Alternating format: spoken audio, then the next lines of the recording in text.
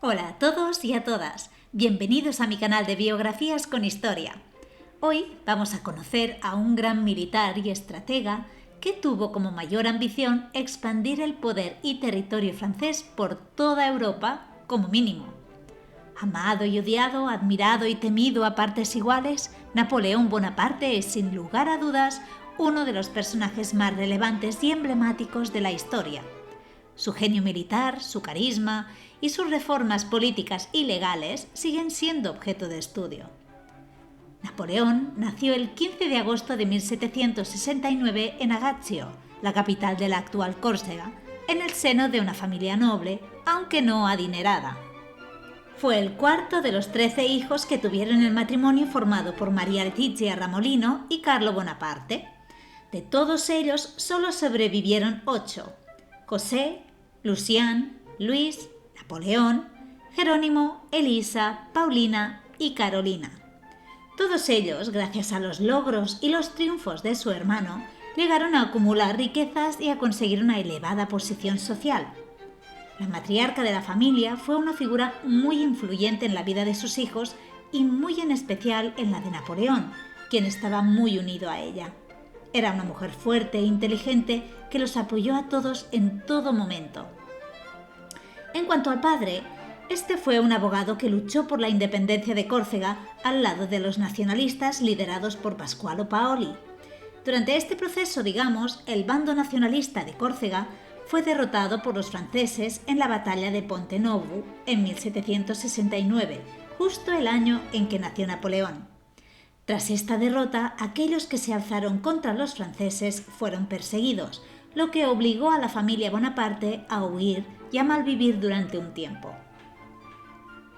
Después de que el líder, Paoli, se viera obligado a huir de la isla, Carlo se lo pensó mejor y cambió de bando, ofreciendo ahora su lealtad a los franceses, y al hacerlo le nombraron asesor del distrito judicial de Ajaccio en 1771. Años más tarde, gracias al apoyo del gobernador francés en Córcega, Carlo y María Letizia pudieron mandar a sus hijos, Napoleón y José, a estudiar en el Colegio de Autun de Francia. Napoleón tenía 9 años cuando llegó a tierras francesas y allí fue recibido y tratado como un extranjero, y le fue bastante difícil entablar relación con los demás niños del colegio, aparte de que el carácter de él tampoco lo propiciaba. Napoleón, a quien su familia y amigos más cercanos llamaban cariñosamente Nabulio, fue un niño, con un carácter un poco especial, ya que desde muy temprana edad dio muestras de ser una persona muy disciplinada, controladora, dominante, reservada y con unas habilidades sociales un poco precarias. No obstante, destacó rápidamente en ciertos ámbitos académicos como las matemáticas y la geografía. Tenía una facilidad asombrosa en estas materias, lo que realmente le serviría de mucho en el futuro. Gracias a sus méritos escolares, consiguió una beca para estudiar en la prestigiosa Escuela Militar de Briand y más tarde ingresar en la Escuela Militar de París para continuar allí con su formación y aprendizaje. Durante todos estos años de estudio en tierras francesas y lejos de su familia y de su ciudad natal, sintió cierta añoranza y nostalgia de su tierra y de los suyos. Aunque vivió en Francia y se rodeó de sus gentes y más o menos se amoldó a su nuevo entorno, él siguió mostrando una cierta aversión hacia los franceses por lo que le habían hecho a su querida Córcega, y este resentimiento le duró muchos años. En 1785, a los 17 años, ya finalizó sus estudios y se licenció. Pero ese mismo año falleció su padre, se cree que de un cáncer de estómago, y se tomó 2 años de baja temporal en el ejército y regresó a Córcega, donde tomó las riendas como cabeza de la familia Bonaparte. Una vez allí, Napoleón apoyó la resistencia de Córcega a la ocupación francesa y se puso del lado del antiguo aliado de su padre, Pasqualo Paoli. Lo que empezó como una alianza prometedora acabó en peleas, desacuerdos y una fuerte enemistad. En 1793 estalló una guerra civil en Córcega y Napoleón acabó decantándose por las facciones más afrancesadas, y él y su familia tuvieron que acabar huyendo a Francia. Cuando llegó allí, se encontró en el contexto de la Revolución Francesa, un periodo tumultuoso en el que se estaban produciendo grandes cambios políticos y sociales. La guillotina se había convertido en un instrumento común para ejecutar a los oponentes políticos y los girondinos, que eran un grupo político moderado, estaban en conflicto cada vez más violento con los jacobinos, que era otro grupo político pero mucho más radical. En este contexto, Napoleón decidió unirse a los jacobinos y apoyar su causa. Esta decisión resultó ser una jugada inteligente, ya que le permitió ascender rápidamente en el escalafón militar y obtener cada vez más influencia política. El asedio de Toulon fue un episodio clave en los inicios de la carrera militar de Napoleón. Tuvo lugar durante la Revolución Francesa, en septiembre de 1793, cuando las fuerzas aliadas británicas y españolas ocuparon la ciudad de Toulon, que era un importante puerto francés en el Mediterráneo. Napoleón fue nombrado comandante y se encargó de coordinar los fuegos de artillería contra las fuerzas enemigas de la ciudad. El joven de 20 y pocos años demostró una gran habilidad militar y su estrategia fue esencial para la victoria francesa. Gracias a esta acción, le ascendieron al grado de general de brigada a la edad de 24 años, y este éxito lo catapultó a la fama y lo convirtió en un héroe nacional. Bonaparte conoció a Agustín Robespierre, hermano del conocido líder revolucionario Maximiliano Robespierre, cuando fue asignado como segundo comandante del Ejército del Interior, y gracias a su amistad pudo seguir subiendo en la jerarquía militar. Después de la caída de los Robespierre, se encargó de mantener el orden en París y también de llevar a cabo los juicios de los líderes revolucionarios que habían sido arrestados. En 1795 conoció a Josefina de Beauharnais, una viuda de 32 años que había estado casada anteriormente con un aristócrata francés, un vizconde, al que guillotinaron durante la Revolución. Tras la ejecución de su marido, Josefina se quedó sola, con 2 hijos y en una difícil situación económica. A pesar de que la familia y los amigos de Bonaparte no veían con buenos ojos su relación con una mujer mayor, con hijos y de dudoso pasado, ya que se decía que había tenido muchos amantes y que incluso los siguió teniendo estando con Napoleón, a pesar de todo ello, él se enamoró perdidamente de ella y se casaron en marzo de 1796. El joven militar había llegado muy lejos, pero sus ansias de poder y su gran ambición no tenían límite y aspiraba a más. Ese mismo año fue nombrado comandante en jefe del ejército de Italia y lideró allí una serie de exitosas campañas militares contra Austria. Venció sucesivamente a nada más y nada menos que a 4 generales austríacos, cuyos ejércitos eran muy superiores en número, y obligó a Austria y a sus aliados a firmar la paz. En 1798, Napoleón lideró una campaña militar en Egipto, con el objetivo de conquistar ese país y cortar la ruta comercial británica hacia la India. A pesar de la resistencia, Napoleón logró algunas victorias importantes, pero aún así, esta campaña no fue tan exitosa como él esperaba.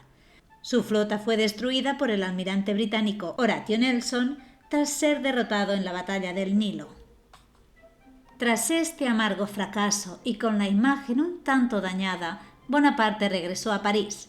En ese momento Francia estaba en un estado de bastante caos político y social, y esto lo vio como una oportunidad para intervenir en la política francesa, y el 9 de noviembre de 1799 lideró un golpe de Estado que lo llevó al poder como primer cónsul, es decir, la principal figura política de Francia, consolidando su poder y estableciendo las bases de un gobierno autocrático, disponiendo así de poderes casi dictatoriales. Durante su mandato como primer cónsul, llevó a cabo importantes reformas políticas y económicas que aumentaron su popularidad entre el pueblo, como por ejemplo la creación del Banco de Francia o la introducción del conocido Código Napoleónico, que es un conjunto de leyes que establecieron las bases del sistema legal francés moderno, entre muchas otras cosas. 2 años más tarde se realizó una enmienda a la Constitución en la que se estableció que Bonaparte sería primer cónsul de por vida. Se le otorgó el mandato de forma vitalicia. Pero el pequeño Napoleón, que de pequeño no tenía nada, ya que lo de que era muy bajito no es más que un bulo, su altura era más que correcta para la época, tenía aspiraciones él aún mayores. Como si no hubiera conseguido ya suficiente, el 2 de diciembre de 1804 se autocoronó emperador de Francia en una pomposa y extravagante ceremonia en la Catedral de Notre Dame de París. A partir de entonces pasó a gobernar Francia como Napoleón I.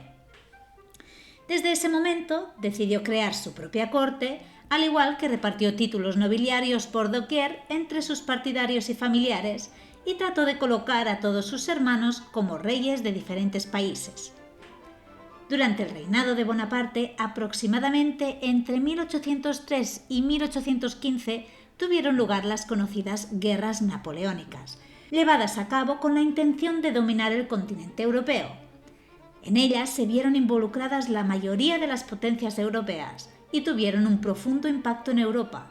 Redibujaron las fronteras, desmantelaron imperios, fomentaron el nacionalismo y sentaron las bases para cambios políticos y sociales duraderos.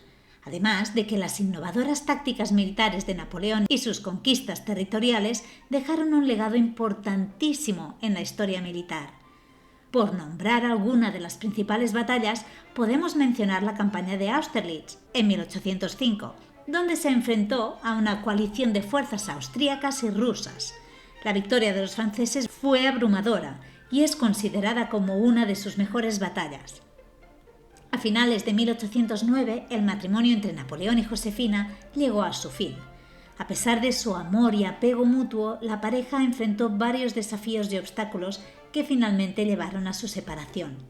Se dice y se sabe con bastante certeza que Josefina había sido infiel a su marido en diversas ocasiones y él tampoco se quedó corto, pero quizás el mayor detonante de la ruptura fue la falta de descendencia de la pareja. Tras muchos años en común no habían tenido ningún hijo y a pesar del profundo amor que sentía Bonaparte por su esposa, para él, que tenía ambiciones de fundar una dinastía y asegurar su sucesión al trono, la falta de un heredero era un asunto de gran importancia política. Tras el divorcio mantuvieron una fluida correspondencia y se preocuparon el uno por el otro hasta la muerte de ella en 1814. Napoleón se dio cuenta de que necesitaba casarse con una princesa procedente de la realeza para fortalecer su posición y legitimidad como emperador, y esta vez escogió a la archiduquesa María Luisa de Austria, hija del emperador Francisco I de Austria. Este enlace se concertó única y exclusivamente por razones políticas, ya que se buscaba asegurar una alianza entre ambas potencias. Y el 11 de marzo de 1810 se casaron por poderes en Viena. Esta unión fue aparentemente feliz en sus primeros años, aunque es cierto que el gran amor de Napoleón fue Josefina, no María Luisa, y tuvieron un hijo en 1811 al que llamaron Napoleón Francisco José Carlos Bonaparte. En 1812 tuvo lugar otra de las famosas campañas que lideró Napoleón, esta vez cuando pretendía invadir Rusia con una fuerza de más de 600.000 hombres. A pesar de la enorme superioridad numérica, la campaña resultó fatal y un completo fracaso para el ejército francés. No contaban con enemigos aún mayores y más mortíferos que las tropas rusas. Tuvieron que enfrentarse al hambre, a las enfermedades y al frío extremo de la región, al que no estaban para nada acostumbrados. El ejército francés tuvo muchísimas bajas. De los 600.000 hombres acabaron siendo unos 10.000 y finalmente tuvieron que retirarse. Esta gran derrota supuso el inicio del fin de Napoleón, ya que sus enemigos revitalizaron y se unieron para combatirle, formando una coalición y provocando las llamadas guerras de la Sexta Coalición. Bonaparte, presionado por todas partes y sin recursos ya para defenderse, se rindió a las fuerzas aliadas el 30 de marzo de 1814. Su mujer María Luisa huyó de Francia con su hijo para reunirse con su familia y no volvió a verlos más. Y él fue obligado a exiliarse a la isla de Elba, en el mar Mediterráneo, pero consiguió escapar de allí en marzo del año siguiente, aprovechando la inestabilidad política en la que estaba sumida Francia. regresó al país, dando inicio al período que conocemos como los 100 días, en los que intentó recuperar su antiguo poder. Pero sus esfuerzos fueron en vano. El líder condujo a sus tropas francesas a Bélgica y allí consiguió derrotar a los prusianos, pero días más tarde fue derrotado por las tropas británicas en la batalla de Waterloo, la batalla que supuso el punto y final de su liderazgo. En junio de ese mismo año, de 1815, Napoleón abdicó de sus poderes y fue exiliado esta vez a la isla de Helena, una isla mucho más remota que la anterior, en el Atlántico Sur, para así evitar cualquier intento de fuga, y donde pasó sus últimos años de vida bajo una estricta vigilancia británica. En profunda monotonía pasó gran parte de su tiempo en Santa Helena escribiendo sus memorias y dictando sus experiencias a sus secretarios. Su salud empezó a deteriorarse y a sufrir de problemas estomacales. El dolor fue consumiendo poco a poco a Bonaparte, hasta que finalmente murió el 5 de mayo de 1821 a la edad de 51 años. La causa de su muerte fue atribuida oficialmente a un cáncer de estómago, aunque hay algunas teorías alternativas que sugieren que pudo haber sido envenenado. Los síntomas que presentó en sus últimos días, incluyendo dolor abdominal, vómitos y diarrea, son consistentes con un cáncer de estómago avanzado. Aunque pidió en su testamento ser enterrado en París, los ingleses no quisieron alimentar el mito y ordenaron que el cuerpo no saliera de la isla, así que allí fue donde le dieron sepultura. Pero en 1840 fue exhumado y trasladado a Francia, donde fue sepultado en el Hotel des Invalides de París. Desde entonces, su tumba se ha convertido en un lugar de peregrinación para muchos de sus admiradores y seguidores, y parada casi obligatoria para todos aquellos que visitan la capital. Si habéis llegado hasta aquí, os lo agradezco enormemente y espero que hayáis aprendido algo con este vídeo. Recordad que para entender el presente y el futuro hay que conocer el pasado. Un abrazo enorme para todos y para todas.